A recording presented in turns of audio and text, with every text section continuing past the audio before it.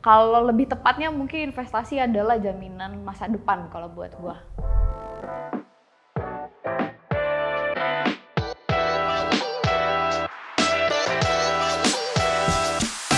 Investasi itu yang pertama muncul pasti uang, cuan. Ya simpanan masa depan sih. Salah satu ini juga sih, income.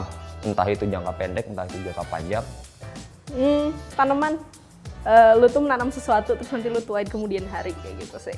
Salah satu instrumen untuk grow your wealth. Seperti kita taruh dana pendidikan, ataupun emas, ataupun tanah dan properti.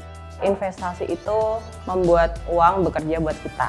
Kalau misalnya kata kita tabung aja, kadang nggak sesuai sama kenaikan inflasi yang ada di setiap tahunnya. Makanya kita perlu menginvestasikan uang kita. Investasi bisa macam-macam, bisa dari yang profilnya resiko rendah, menengah, sampai tinggi. Dan itu sih tergantung dari tiap orangnya gimana. Jadi yang penting nyaman buat kitanya aja gitu. Oke, kalau ngelihat dari risk profile gue sendiri sih, gue lebih memilih instrumen di saham ya. Karena mungkin cukup berisiko, tapi cukup memberikan keuntungan yang cukup besar. Sekarang lagi coba 2, reksadana dan saham. Deposito sama emas. Cryptocurrency sama reksadana. Sempat main saham juga, terus investasi mainan juga sih. Salah satunya juga di sekuritas, mungkin di kendaraan tua. Baru di logam mulia sama properti. Ada saham sama ada tanah juga sih. Masih di investasi reksadana pasar uang sama obligasi.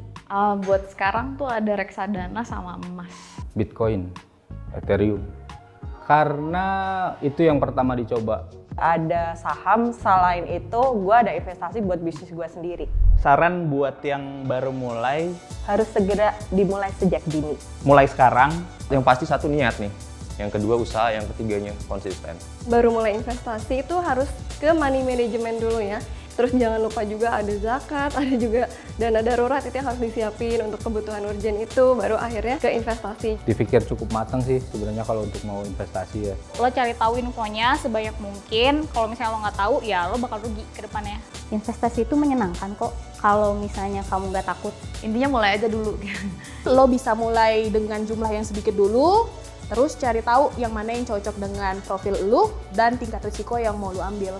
Tentu pertama harus disiapkan itu tabungan untuk diri sendiri. Yang kedua, dana darurat dulu.